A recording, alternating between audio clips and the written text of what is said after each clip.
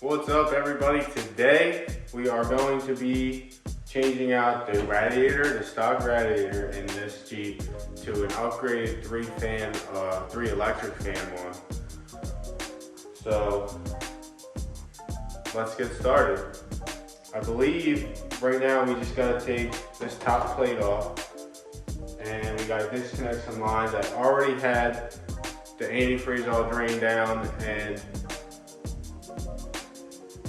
all the lines disconnected and because I already had to replace this head.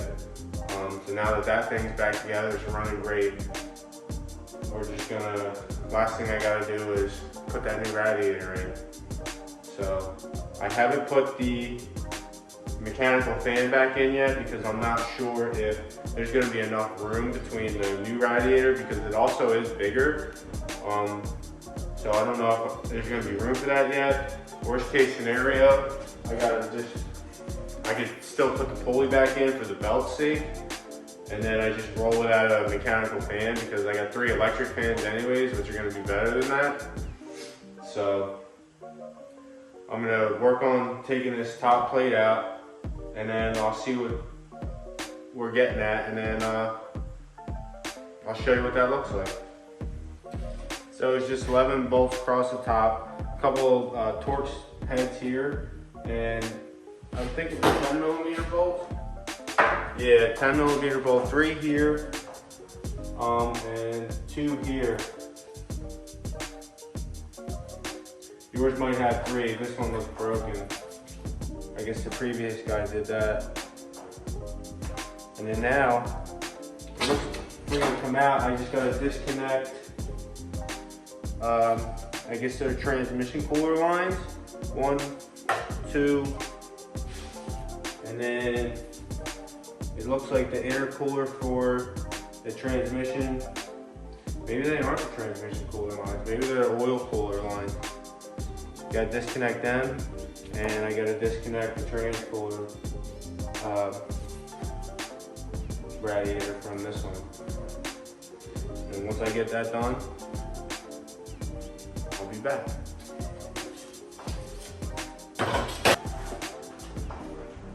Quick update.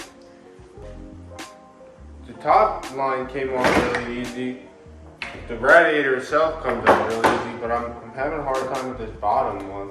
Doesn't seem to want to come out even though it moves freely. I don't get why that is. So I guess we'll do a quick unveil of the new radiator just so I can see what the hell's going on. Maybe I can understand the fitting better based off the new one. So let's do that real quick.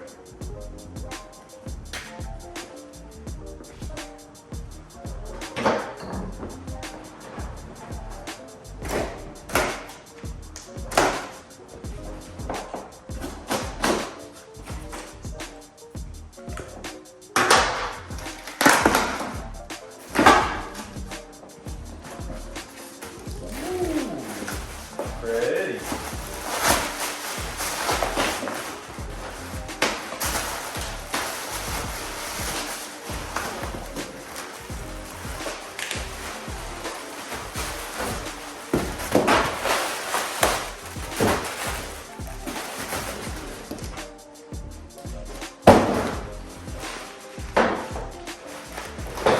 Look at that pretty thing.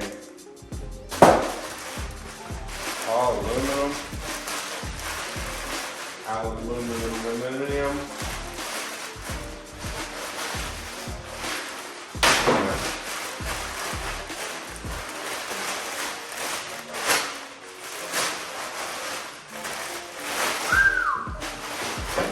That looks like $1 million.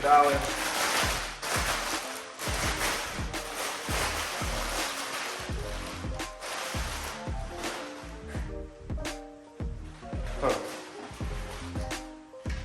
Looks like they give you the option to cut it off. Oh, no shit. It looks like one of those fuel line release things. Like, no shit. All right, let's do that real quick. That's why it helps sometimes to open shit and look at it, because that way you can figure it out. Fine, you can hang out. Come back.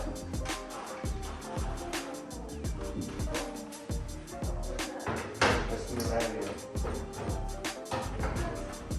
It's got 3 fans on it. I was just telling everybody else that I was having trouble figuring out, you know, this one line, this top line came off perfect, but this bottom one was giving me a hard time, and then I look at it, and it's got the same fitting like the fuel rail did, so I just gotta stick my tool in there and disconnect it. I know.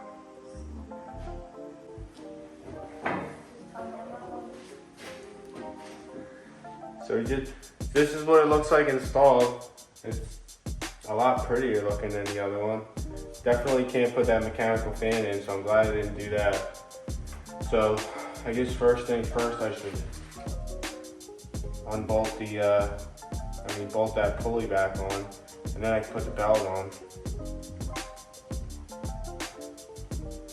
And then last thing I gotta do with this is just, well, for right now, I gotta bolt the, they give you these little spaces to take the top brackets, rubber mounts off the Radiator. One of mine is broken. I guess I should have got a set of those, I didn't know. Unless they're in that little bag of accessories it came with. And then, but at least I can put the one on for now. And that'll hold the top in.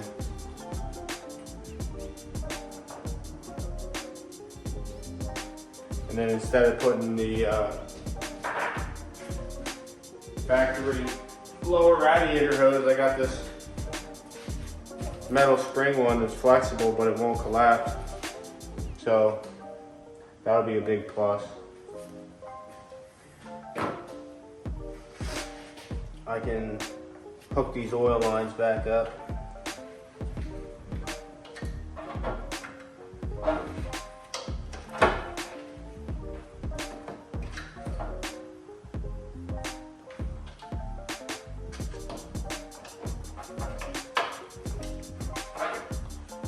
Unless it's a little, it might be too big. Kind of seems that way.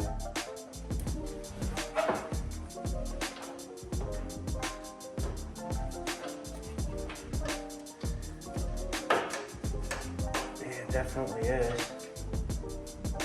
Huh.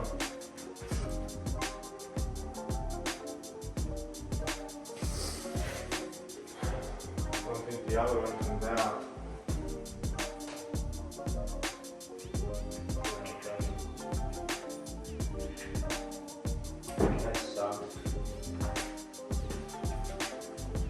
That line's bigger than the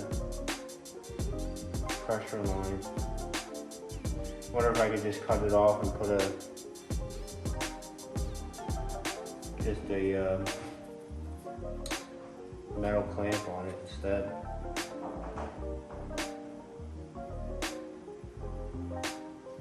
That's probably what I'll do. Let's see.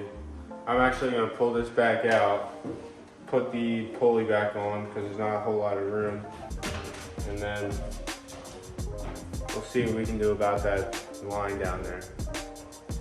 So for me it's day 2. I tried putting the new radiator in last night. A couple things went wrong. The transmission cooler line adapter that they give you is bigger than the 3/8 line that's in the Jeep. So I had to go to Napa this morning and get parts for that. And then I also had to build my own wire harness to wire up these 3 fans. Because they give you nice connectors on the end of them, but they don't give you the pigtails to wire them into a harness. So temporarily I'm going to just put a slip connector over them, and then I ordered the correct connector off of Summit Racing because you want to make these serviceable. If one fan goes down, I don't want to have to cut my harness all apart. So I'll show you. Right now I'm working on installing the radiator back in there with the right fittings and everything. So once the radiator's in, I'll show you what that looks like, and then we'll start working on the wire harness. After finally getting my ass kicked, getting this thing installed, because I had to custom make my own line for the transmission cooler. Now, all I gotta do is I rearrange the wires on these so I can get them up here. And then I ordered, like I said, I ordered the pigtails that plug in, and they're coming, but right now I'm gonna try and wire it up. I just bought the slip push connectors to hook on each one of these. And I already pre-wired my harness. I took the factory plug off of the fan that already, the electric fan that was already existing, and I'll just plug that in. And then I got the splices that you just put over each wire, and then you can add a wire, and that's how that's going to go for now. And then eventually when the pigtails come home, you know, shrink wrap it and put like one of these protective coats on it, and then zip tie it to along up here. So all that's left now is I gotta fill that. I gotta fill it, hook this up, and then that's pretty much it for the install. So this is what my temporary harness looks like so far. I tied it into the factory harness. Then I used my taps and I just put butt connectors and stuck them in the plugs for now until I get the other end of the pigtail.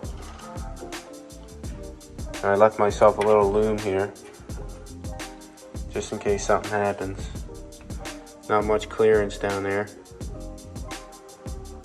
Now all I got left to do is fill it with antifreeze. There you have it, everybody. Things all back together. Air box in, new radiator in, filled with antifreeze. Now I just gotta take it for a ride.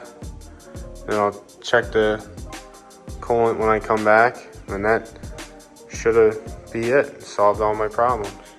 Remember to subscribe if you like this video and give it a thumbs up. Also, if you didn't get a chance to check out any of the other videos of me taking it apart and putting it back together when we took the head out, check those out too. Until next time.